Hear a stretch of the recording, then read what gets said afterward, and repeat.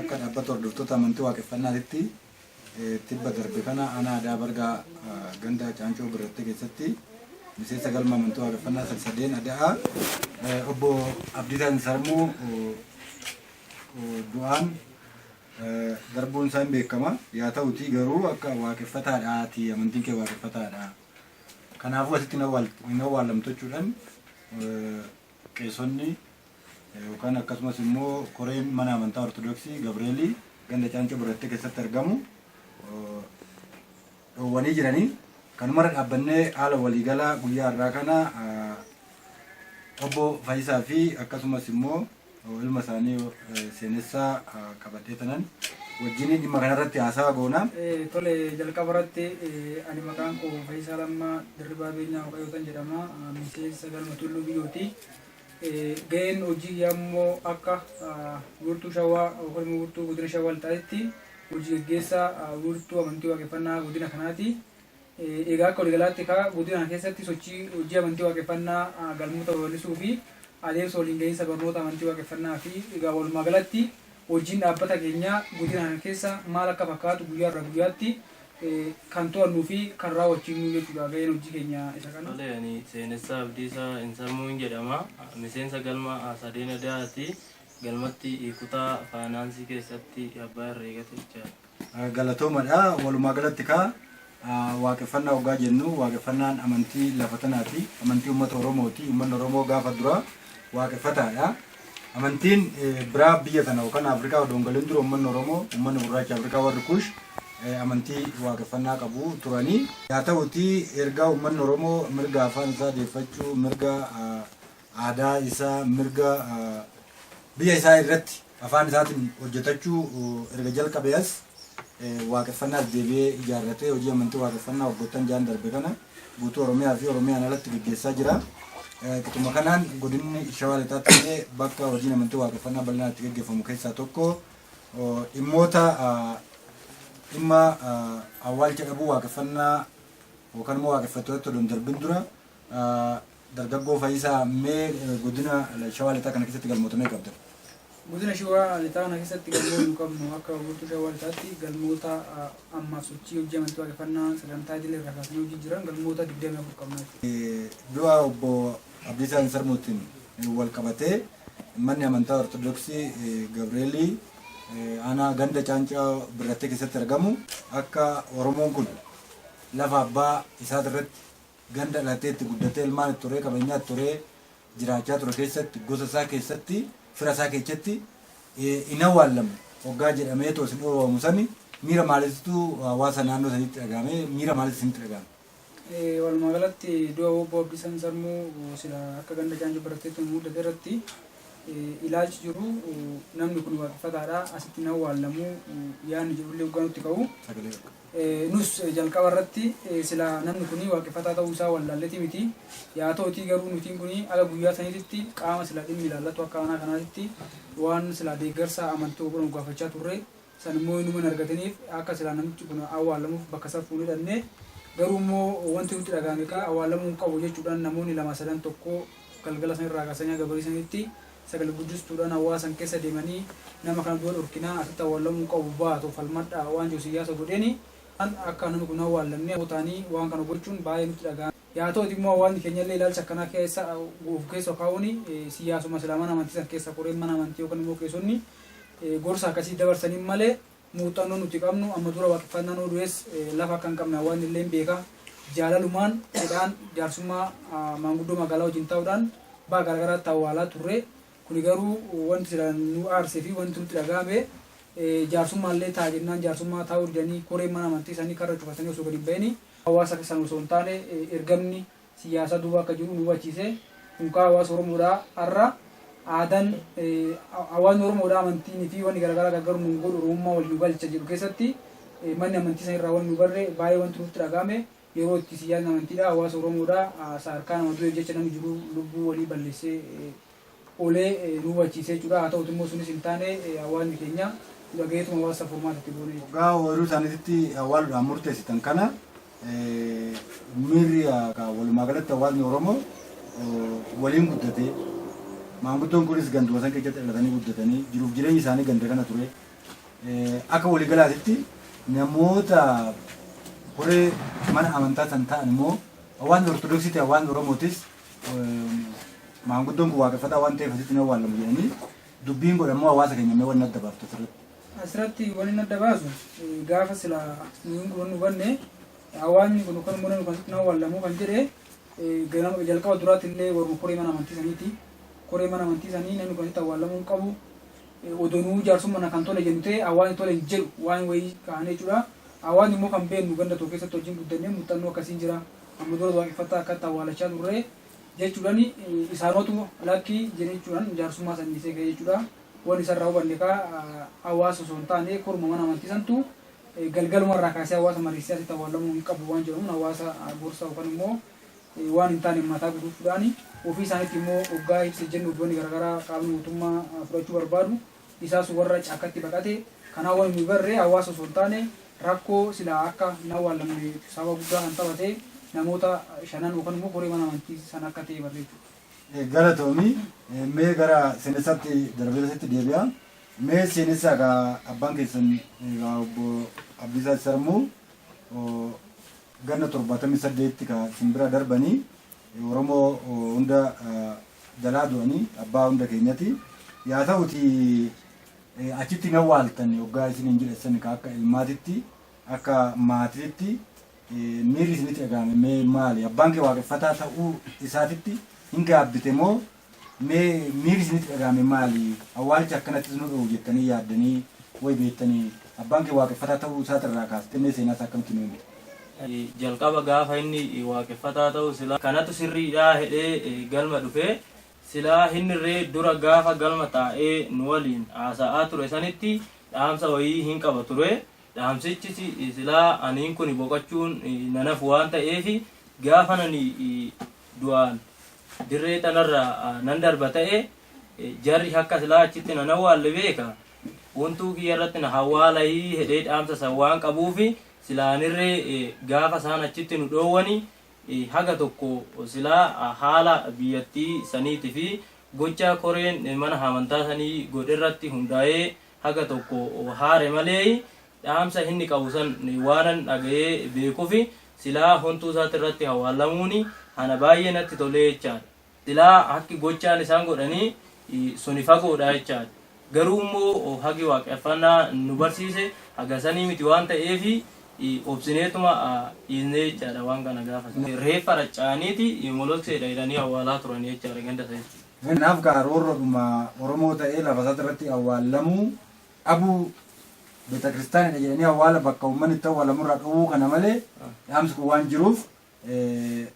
baay'ee miirri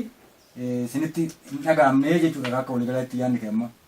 Anatti irree yoo dhagahamuu baate maatii warra immoo waa'ee amantii waaqeffannaadhaa hin beeknetti haga tokko yoo dhagahame ana immoo bare waan ta'eef dhaamsa sanirree immoo hin qaba waan ta'eef silaa ana haga san gochaa namni godhe garuu inuma namatti dhagahama. Yaa ta'u gowwaa fi wallaalaa keenya immoo waan goonu hin qabnu obsumaan bira dabarraa gaafa nuti namni tokko gowwaa namaan jedhe yoommoo namni sunis gowwaa jedheeni wajjumaan deebi'ee gowwaa ta'a waan ta'eef silaa handu'e hin galu waan ta'eef yaa ta'u ana immoo hontuu isaati irratti awwaalamuun baay'ee natti toleyyuudha jechaadha akka gocha namaati irratti hoggaallaa. Baay'ee gaariidha galatoomi dhugaadha nama du'e kiristinnaa kaasanii bishaan irra ce'anii maallaqa meeqa kaffalanii awwaalu sanirra laftis kan Oromooti qe'een isaatis kan Oromooti innis Oromoodha lafa isaati irratti biyya isaati irratti didanii awwaalamuun jiruudhaan jireenya tolfachuun waanuma nama gammachiisu. Mee san keessatti gara obbo Fayisaattan dabra gama lafa awwaalchaatii fi galma amantii waaqeffannaa akka heerri jedhutti walqixxummaan amantiilee biyya kanaa akka jedhutti ka gaafatamaa ture illee quban qaba. Irra caalatti immoo itti dhiyeenyan itti deddeebi'ee kan gaafataa ture si bulchiinsi aanutillee BBC gubbaa irratti nu gaafatanii beekan jedhee guyyaa sanillee immoo qaamni mootummaa waraanni hundi akka bakka awwaalchaa san jirutti kan beeknu. Mee maaltu isinitti dhagahame guyyaa sanii haala mootummaa wajjin wal qabatee marii jaarsummaadhaan ture wajjin wal qabatee amma mee gabaasa isaa akkamitti nu geessu? Jalqaba irraa kaasee egaa wanni ture sila gaafa sanii taateen kun mudate nuti taatee kunillee nu mudatu yoo nu mudates akkuma sila nu mudatetti keessummeessina jennee hojii amantii waaqeffannaa jennu keessatti qophiidha. Qophiidha hoggaa jedhu kaa amantummaa taanee erga biyya kanatti gurmoofnee mirga amantii olaantummaadhaa biyya kana keessatti qixa amantii biraa nu kabajamuu qaba jennee yaada garaagaraa bakka garaagaraatti yaada dhiyeessaa turre. Akkuma immoo qajeelfama dhaabbata keenyatti caalaa sila marsaa 2-3 dhaabbanni nu barreesseen deddeebinee gaafachaa turre. Gaafsan kaa abbaan kanaa jedhee namni nurraa qabuu didee haa ta'uti immoo dhamaatii deddeebii keessas haa ta'u caalaa sila gaafa irratti dhaabbatee warri silaa gandaatillee lafa daashii hin qabnu ganda keessa waan jiruun deebiin nu deebaa ture. Jalqabarraa kaasee ani kan waan jechuu barbaadu gaafa silaa taate kun muddatu qaamni ittaanaa bulchiinsatirraa kaasee aga silaa qaama biyya tiksuu aga waraanaatti bakkee isanitti argamanii amma dura muuxannoon qabdan waaqeffataa sirraa du'a akkamitti awwaalachaa turtan silaa iddoo awwaalaan qabdan jedhanii nu gaafatanii muuxannoo nuti qabnu jaarsummaa koree mana amantii faana mari'anneetuma awwaalaa turre. Fakkeenyaaf kaa'uu fudhannee akka magaalaa Mugaafaa jenneetoo fakkeenya kaasnee fi garuu koreen mana amantaa sun kaabbaan amantiidhaa keessonni gadi hin baane koreen mana amantii sun immoo namoonni salan tokko jaarsummaa jennaan baqataniituma hawaasatti deebi'anii hawaasuma dhiibbaa akka godhan malee jaarsummaa namoonni wajjin taa'uu hundanii yaa ta'uti kan nuyi eega jaarsummaa didamee eega falli biraa dhabamee reeffi dhufee bakka sila olaantummaa yookaan immoo bakka heerri biyyaa yookaan immoo bakka isii kun jirtanitti heerri beekaa nama kan awwaalchisan hunda achiisiisaa beekaa awwaala hiyyanneetu manni reeffa san bakka san goonee deemnee garuu kaawwanni immoo achirraas barree maal hoggaannu qaamni mootummaadhaa olaantummaa seeraa qixa sirrii ta'e amantii biyya sana keessa jiru kan qabne barree yookaan immoo nuufillee olaantummaa seeraa qixa amantii biraatti kan qabne barree innis maal barree hoggaannu kaa yoo xiqqaate reeffi suni aga galgala siyaatti 9 walakkaa achi ture. Waraanni kun kaa odeeffannoo tan kan waraannis ni qaamni bulchiinsa gandaa kaasee gaana jiru gatee biraa deebe gaafa gatee biraa deemu kaa nuti kaa gannu mara furmaatuma goona jenneetuma isaan kaa gatanii biraa deemanii galanii biyya kanatti kan namni yoo du'e inuma awwaalcha dhabaa dhibbaan dhibba mirkaneeffannee reeffa san fuunee hawaasni immoo sun immoo nu wajjin dhaquudhaan iddoo awwaalcha lafa araddaa irratti dhannee awwaallee gaafa awwaallus immoo awwaanni guyyaa nu mormaa waliin achi keessa waan jiru waan beeknuufi namuu uummata Oromoodhaa rakkoo kalee siyaasa kalee alagaa nu cabsitu akkasuma godhee amantii namni qoqqootu akkasuma godhee malee ilaalcha nuuf keessaan kaayinaadha jennee maatii warra namni irraa du'ellee waaqeffattoota illee hawaasa hunda'uu akka namni yaamninyatti waliin ilaalle akka namni silaawuu kan nu godhe sirna yookaan immoo waan biraati isin garuu waan kan akka waliin dhimme gabaa takka wajjin ooltanii jireenyatti wal gargaartanii daboo takka wajjin ooltan jennee gorsi namuu nagaan gara mana isaatti galee osoo namni tokko waliin gaarreeffatin osoo namni tokko dhagaa walitti fudhatini nagaan galee jechuudha. Namni suni asirraa waliin hubadhu maal hoggaa jennu biyya kam irrattuu waraanni agas baay'atuu fi qaamni bulchiinsaa fi qaamni nageenyaa bakka san jirutti nama du'e gatee gidduu deemuun kuni waan silaa gartee olaantummaan amantii biyya kana keessatti akka qixa sirriin kabajamne qaama mootummaa irraa illee barree komiin nuti isaan irraa illee qabnu osoo silaa nutiin kuni waan kun balaa fi waan garaagaraa kan uumu ta'e tarkaanfiin deebi'amee namarratti fudhatamu immoo lubbuun nama hedduutu akka badu beekne immoo nagaan hawaasa keenyaa furmaata goonee namni nagaan addaan galee awwaalannee jechuudha. Walumaa galatti kana gama moo silaa xaalaatiin kaa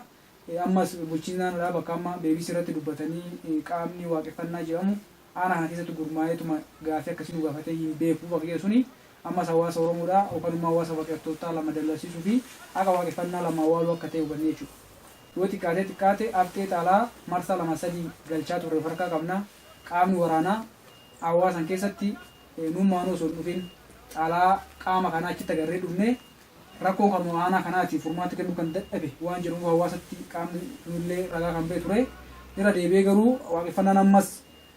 gurmaa'ee ganan jira akkaattan jira yeroo gaafatan jiru jechuun kaa dhiibbaa qaama mootummaatiin jiru amantii waaqeffannaa irra akka jiru barree kanaaf akka walaatti kaanuyi xaalaa guyyaa deddeebi'ee galchaa turre haftee isaa farkaa qabna. Yoo xiqqaate itti aanaan bulchiisaa yookaan immoo itti gaafatamaan waajjira aanichaa xaalaa barreessee gandootan dafaa dhugeessa lafa daashii kennamuu fi qaba chaabbaan jedhu chaabbaa waajjiraatiin tuqamee deebiin gandarraa illee immoo nu lafti hin jiru xaalaa jiru farkaa qabna. Ragaa kan gochuu qabnu kaa akka waaqeffannaa lama awwaaluu akka ta'e caasaa mootummaa kanarraa barree jechuudha. Kun immoo hawaasa waaqeffannaa ammas gara fuulduraatti olaantummaan amantiidhaa qixa amantii biraatiin nu kabajamuu akka hin dandeenye fi waaqeffannaan maal akka fakkaate namni hubannoo fi xiyyeeffannoo laaluu dadhabuu wayii nutti mul'ise kun immoo gadaantummaa qaamni mootummaadhaa amantii waaqeffannaa qabu barreechuu akka waliigalaatti kan barreechudha dooboo abdiisaa sarmuutiin muudatirraa kaasee jechuudha. Mee isa asitti guyyaa san kan jaarsummaa san keessatti itti aanaa bulchiinsa aanaa Daabargaa dabalatee qaamoleen mootummaa turanii jiru. Murteen isaanii maal ture? Guyyaa san maal murteechaa turan isaan? Ta'ii kana hunda akkamitti ilaalaa turan guyyaa sanii? Ta'ii kana hunda murteen jiru amma dura muuxannoo maalii qabda isinis akka lafa hin qabne illee hin beekna. Murtee yookaan immoo waan isin amma waggaa jaarsummaa keessatti marattan illee haa ta'uti eerri biyya kanaadhaa nama du'e amantiidhaanii miti lammummaa ta'uwaalchisaa inni awwaalamaa kanaaf isin waliigalaadhaa haasaa jennaan kaa jarri jaarsummaa isee baqatee jaarsummaan isaaniitu baqatanii jechuudha jechuudha lama walitti dubbatin isaanii baqatanii furtee isaan kan kennanii jiru isaan booda akka jaarsummaan dhiifame nuyi kanaanis nu awwaaltan dhiistanii jenne reeffachi goone isaan qaama saniin ejjennoo fi tarkaanfii jiru illee fudhanii awwaala isin furmaata kaanii jiru jechuudha amma galgalaatti furmaan isaan kaanii jiru kanuma walumaa gati dadhabaa walumaleetti jidduma baanii galan qofaa garree jechuudha. Awwaalan booda manatti galtanii maatii keessan mana keessatti miira akkamitti dhagahame waggaa uummanni kuni gartee waaqeffataa ta'e asitti awwaalamuu qabu jedhanii bataskaana kana akka ittiin awwaalamne dhorkani miirri maatii keessaa asitti keessa jiru mee maal fakkaata? Maaltu itti dhagahame? Kaayyoon jarri kun awwaala dhorkuu kanaa beekamaadha. Maatii waaqeffataa ta'e kana qalbii isaanii cabsanii namni waaqeffataadha jedhu akka lammata hin mul'anne godhu akka ta'e beekamaadha.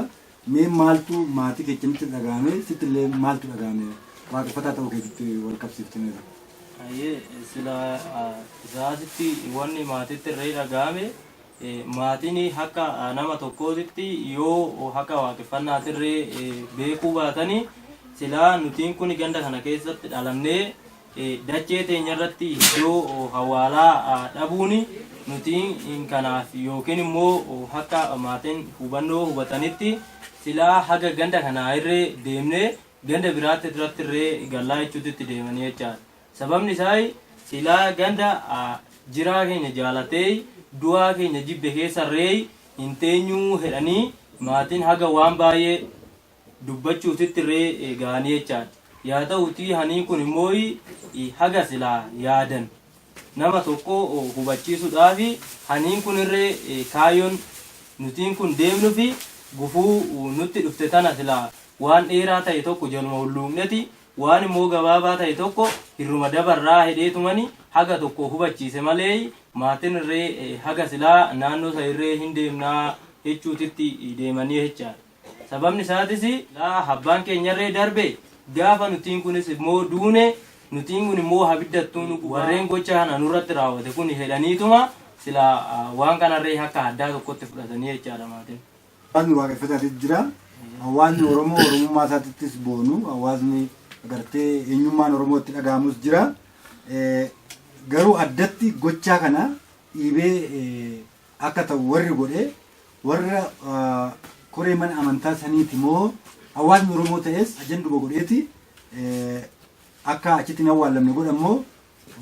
dhiibban addatti karaa siyaasatiinis duuba karaa mootummaatiinis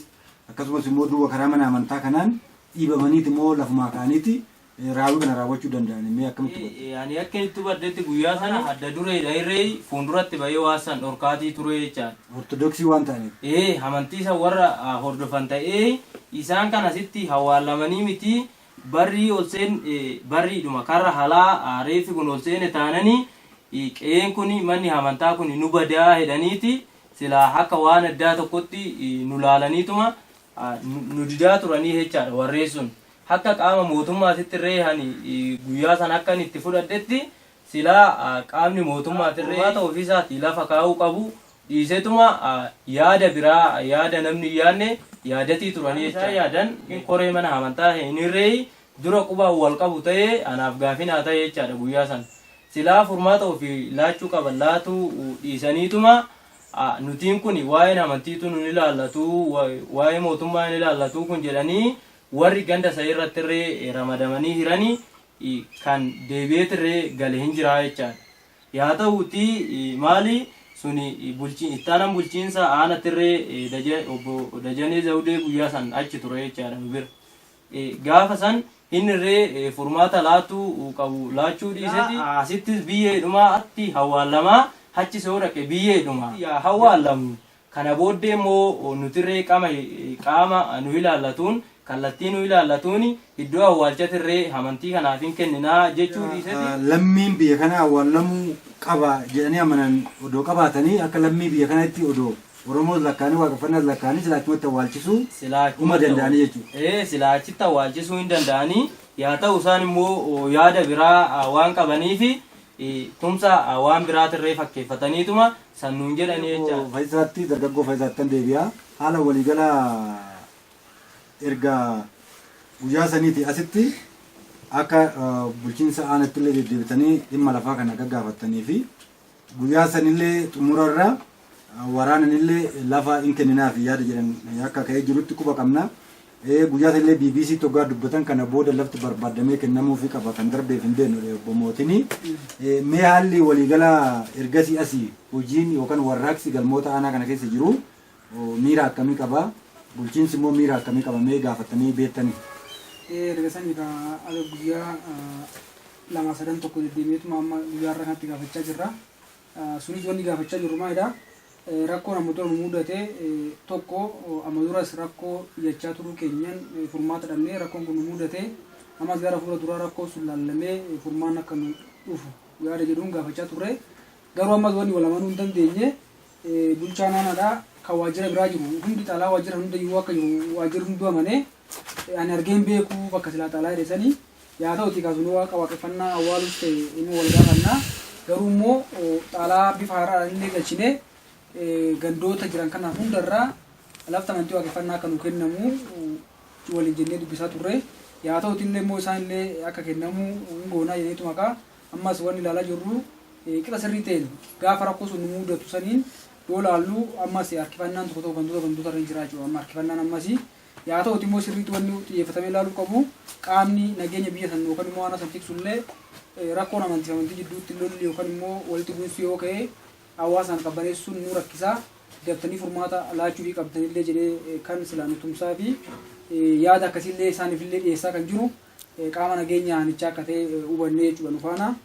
Lammata ammas ani wanni sila qaama haana ta'etti jala himnee yookaan immoo jala sararratti addeessinetti himne namoonni sila makaa gaaf san akka du'a san yookaan immoo obbo Abdiisaa Sarmoo akka du'e akka awwaalamne godhan sun olaantummaa seeraa irratti hin kabajamne taanani siyaasni sunillee hidhaabachuu danda'u hawaasni sun waan beeku hawaasni suni hawaasa waliin gabaa tokkollee galu garuu siyaasa nama lama sadii ta'ee borullee rakkoo siyaasa amantii fidee qaawwa sanii siyaasni wayitti fedhamee nageenya amantii yookaan immoo nageenya kanaan mirkanee dhorkaa boruu rakkattanii sintu rakkataa nufi miti nama du'e awwaallanne boruufillee immoo rakkoo akkasuma dhufetee daftanii furmaata nu kennichuun nu kennitanii ta'e nu kennitanii garuu immoo namoonni sun olaantummaa seeraatiin gaafatame tananii namoonni akkas akkasii kun mana amantii siyaasa mana amantii fayyadamuudhaan hawaasa Oromoo amantii walitti buusuudhaaf ammallee wanni kun nama shakkisiisadha waan jennullee yaada akkasii jechinee sankaa ta'uti isaan illee itti deemna kun sirriidha siyaasuma silaa biyya sanaatti illee yookaan immoo biyya sanaatti fuu namoota qoratamanii itti deemuu dirqama waan jedhan nu kaasanii kanaaf nu gaafis irraa barbaadu akka abbaa amantiitti tajaajila amantii tokko guutamuu qabu ganda lafa amantii waaqeffannaa qabnu akka nu kennitan yaada dhiyeessaa jirra. Ammallee amma guyyaa kanatti deddeebiitoo gaafachaa jirra jechuudha addan kun. Fakkeenyaaf obbo Mootiin lafa waaqeffataan jiraachuu isaan beeknu bakka jedhe sanitti bulchiinsa aanaa kanaati. Fakkeenyaaf galmi malkaa barga aanaa aadaa barga keechi magaalaan Cimii keessatti argamu lafa galmaa lafa waaqeffannaa kennameefii jira. Fakkeenyaaf lafa kanaas hin beeku jechuu isaati immoo odoo inni as hin jirre lafa argate galmi kun immoo erga siyaasiillee lafa qabaachuu waaqeffannaa magaalaa kana keessatti hin beekamoo maal irraa ka'anii jedhu sitti fakkaata? Ani wanni irraa ka'anii isaan kana tilmaamee bulchiinsa aanaatii kana dubbatu wanni tilmaamee aga nama tokkotti badde silaa wanni hubatamuu qabu yoo silaa gaafa bulchiinsa aanaatti dhufullee dhufuu saniin dura nama biraatillee haa ta'uti gaafa inni teessoo yookaan immoo bakka silaa amma bulchaa ta'anii ta'an kanatti ofii kiyyaa xaalaa si'a lama geessuun na yaadadha jechuudha. Saniin dura garuu bulchitoota yookaan immoo warra isaan dura jireenya gaafachaa turre haa ta'uti ka bulchaan tokko kan immoo qaamni biyya geessu tokko waa sila xaalaas haa ta'u waan garagaraa yaada ajanda garagaraa wal harkaa fuulisa godhaatti beekna kun yoo ituma yaadameetuma akka waaqeffannaa hawwaaluu fi waaqeffattoonni maal akka ta'an wallaallamee osoo hin taane ka dhiibbaa amantii waaqeffannaa akka ta'ubanne malee yoo xiqqaate ofummaafuu magaalaa Hinchinii keessatti bulchaa ta'ee jireenya illee keessa waggaa ta'u magaalaa kanaan mul'ata amantii waaqeffannaa kennamuu hin wallaalaa jedhee nu godhanii hin beekanitti han beekaa jechuudha. Dabalataan immoo sochii magandoota baadiyyaa irraa nu gaafachaa jiru kana waajjiruma isaa tokko immoo qaama dhimmi ilaallatu qaama lafaafa xaalaa kan nu barreessaa ture hojjetaan waajjira isaa yookaan immoo kan inni hoogganu jechuudha. Maal hubanne isarraa isa hoogganu ka chaabbaa waajjira isaatiin tuqamee lafa daashii ganda keessa jiru nu beeksisa jechuun suni inni wallaalaa natti fakkaatu. Kanaaf dhiibbanuma ka xindeenyummaa amantii waaqeffannaa fi hawaasa waaqeffannaa amma lama dallasiisuu fi waan hin jirre keessattuu moote malee obbo Mootiin akka waliigalaatti akka aadaa bargaatti sochii amantii waaqeffannaa irra jiru waaqeffattoota wallaaluu miti sochii amantii waaqeffannaa gahee waaqeffannaa kana keessatti qabu nageenya biyyaa misoomaa fi waan garaagaraa irratti waaqeffataan maal akka fakkaatee wallaala jedhee yaadu jechuudha. Galatoomii egaa walumaa galatti xumura sadarkaa wiirtuu kanaatti ta'e akka dhaabbataatti gaggeessitoonni sadarkaa adda addaatiin dhimma kanarratti mari'atanii ibsa akka dhaabbataatti illee kennamaatti ture. Sochii galmoota konyaa kana jala jiran galmoota 7 kan dabalatee addatti immoo galmoota 5 aanaa kana keessatti argaman kana xaalayaa yeroo dhiyeenyatti haaromsitanii akka lafa awwaalchatis ta'e galmoota lafan arganne lafa waaqeffannaatti akka argatan kan jedhamu sadarkaa biyyaatti darbee jira. Sochiin kana haaromsa kana gootan jira isaasitti torbee kana keessatti jechuudha. Torbee kana keessatti wanni sila xalaa haaromsinee geessuuf guyyaa beellama qabna malee wanni sila haaromsinee illee dhaqnee jiru tokko yoo sila amma dura xalaa sun achi hin galin ta'e waan sila waajjirri kana manee xalaan isaanii marsaa lama nu bira jira jedhuufu kun ammas waa sila lafa kennisiisuuf lafarraa harkisiisuu hin qabu jedhee tan fudhaa jechuudha. Maaliif amma dura illee marsaa 2 achi jira waan ta'eef yaa ta'uti immoo akkuma silaa yoo ulaagaa ta'e nu barbaachise guyyaa 2 odoo bulin nu xaalaa haaromsinee isiniif hinnaalan beellama qabne. Dhattanii gaafatan jechuudha isaas. Isaas illee dhannee gaafannee xaalaa haarallee isiniif hinnaa garuu xaalaa haftee qabnullee nuuf harkaa qabna isin biratti illee waajjira keessatti illee jira xaalaa haaraa nu barbaade xaalaa haaraa kun guyyaa feetti fiduu hin dandeenya waa jedhu waliin dubbanne jechuudha. Deebiin isaan irraa argattan maal fakkaatan? Dafaniituma guyyaa 2 guyyaa 3 odoon turre gandoonni aanaa kana jala jiran kun immoo lafa amantii waaqeffannaan jiru ganda Ayiluu Coqorsaa Karkarrechaa ganda Biyyoo Giddii ganda Caancoo birattee gandoonni 3 arfan kuni dafaniitoo qaboyyaa guyyaa 2-3 turre keessatti qaboyyaa qabatanii lafa daashii jiru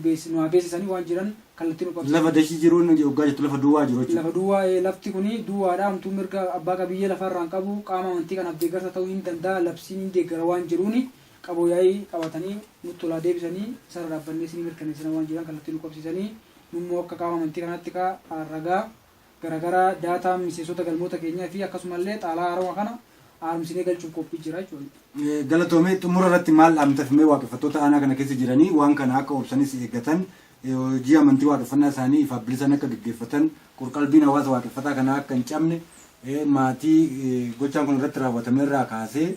bifa jajjabinaa mee maal dhaamtaf?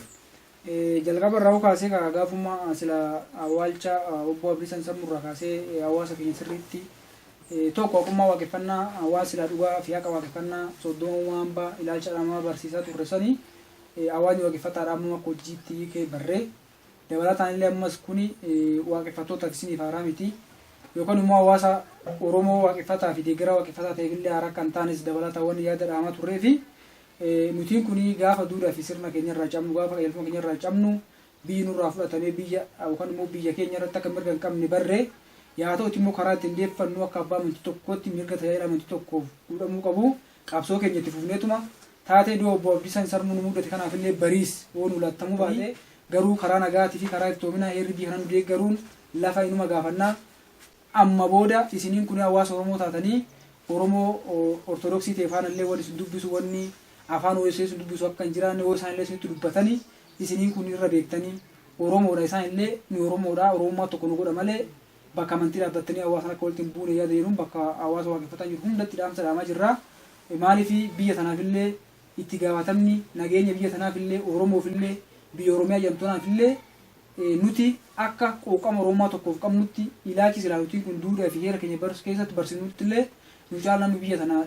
dhimmamullee nullee akka silaalamni tokkootti biyya sanaaf illee dhimmamna. Kanaaf namoota tokko taatee karaa wal qabsiistanii namoota biraatiin akka waliin lolle yookaan immoo hawaasa biraa kan dhimmi jenneetuma ibsa akkanaa fi kennaa turre. Kunillee bakkuma qaamni aanaa yookaan immoo bakkuma qaamni biyya sanaa bulchutti illee kanuma dhaamaa fi turre jechuudha qabatamaatti.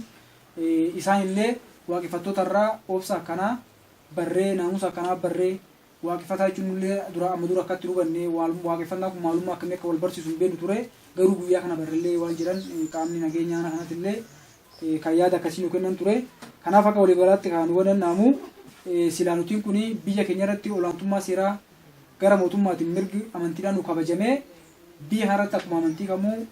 silaa tajaajila nu guutamuudhaan daafiin keenyallee qabsoon keenyallee mootummaa faana akka ta'e hawaasa keenya gadi qabeenyaa fi ture jechuudha. Galatoomii horii buliisiin jenna mee gaazexeessaan xumura irratti yaada qabdu akka guutuu biyyaatti gaabbu abdiisan duras waan hammatan nama waaqeffannaan kunillee galee fi nama dhugaan Oromoo kunillee galee fi maanguddummaa umurii isaanii kanaanii Oromoon waan sirriin isaa amantii sirrii isaa waaqeffannaa ture jedhee maanguddoo ergaa guddaa dhaloota kana dabarsaa fi karaa tana akka gadi lakkisne maanguddoon teenya aftanillee jedhee nama dubbataa fi nama barsiisaa turedha. Sochii gaarii ganda san keessatti ilaalcha gaarii nama qabudha. Kanarraa ka'uudhaan illee waaqeffattoonni guutuu biyyaarra jiranillee kan biyya alaa jiranillee kan keessa jiranillee hiree argatanii karaa adda addaatiin komii isaanii dhiyeeffachaa turanii Oromoo taanee biyya abbaa keenya irratti lafa awwaalchaa dhabuun Oromoo taanee biyya keenya irratti waggaa lubbuun jirullee lafa dhabuun kuni yakka guddaadha. Mootummaan maqaa Oromoo dhaatullee dhimma kana dafee furuu qaba jedhanii dubbataa turanii namoonni baay'een obbo Abdiisaa eenyu akka ta'anii fi gochaa isaanii kana seenaadhaan baranii jiranii mee kana ilaalchistee dhaamsi ati qabduu fi waggaa kana agartu immoo miirri sitti dhagahame maal fakkaatame amma? Ayyee silaa gochaa ta'e kana irratti ani yeroon akka yaada kootiitti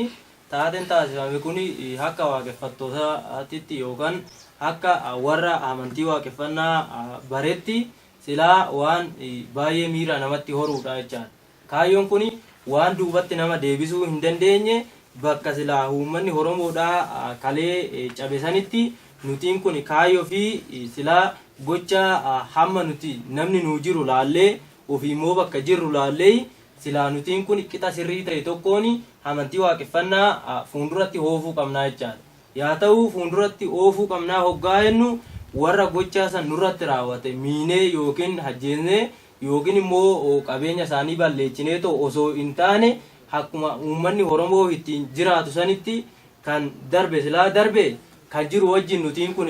jiraannee nutiin kun immoo kaayyoo dhuma deemnuuf sani silaa bakka kaane sanii bakka geenyuuf sanirree immoo bifuma sirrii ta'e tokkoon namatti irree nutiin kun bada akkas qabamuu hin qabnu jechaadha. Maaliif heerri warra keenyatti irree nama miidhi hedhee waan nu barsiisneef nutiin kun isani yeroo nama wajjin haasofnu hin qabnu jechaadha. Akka koottani waan hedduutu natti dhagahame jechaadha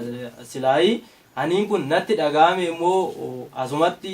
silaa gufuun xixiqqoon tun hoggaa nu dhoofte asumatti duubaa hafee kufuu kiyya osoo hin taane silaa qixa kamiinuu hagan danda'u tokkoon amantii waaqeffannaa fuulduratti oofee galma inni ga'uu barbaade saniin gaafa guyyaa hin geenyanii hedheen amanaa jechaadha. Galatoomii ka walumaa galatti mariin nuti dhimma obbo Abdiisaa Sarmuu ilaalchisee ilma isaanii dargaggoo seenessaa fi obbo Faayisaa Lammaa wajjin hin goone kanuma fakkaataa ka walumaa galatti waaqeffattoonni guutuu biyyaarra jirtan galmoonni keenya hunduu ta'iin kun kan duwwatti nu deebine ta'uu fi eenyumtiyyuu karaa kamiiniyyuu qorqalbii yookaan amlee waaqeffattootaa kan cabsuu hin dandeenye fi abbaa keenyas awwaala dhorkan dachiin teenyumaa biyyis teenyumaa lafa awwaalchaa dhiisii lafa irra jiraannu fi jiruuttu jireenya dhabnee waan jirruuf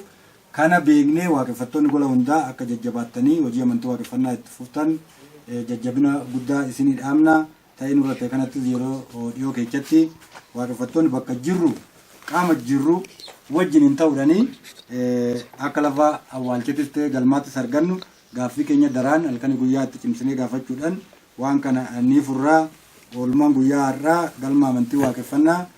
malkaa bargaa aanaa aadaa bargaatti argamnee dhaloota keenya wajjin turre kanuma fakkaataa horaa bulaa isin jechuudha.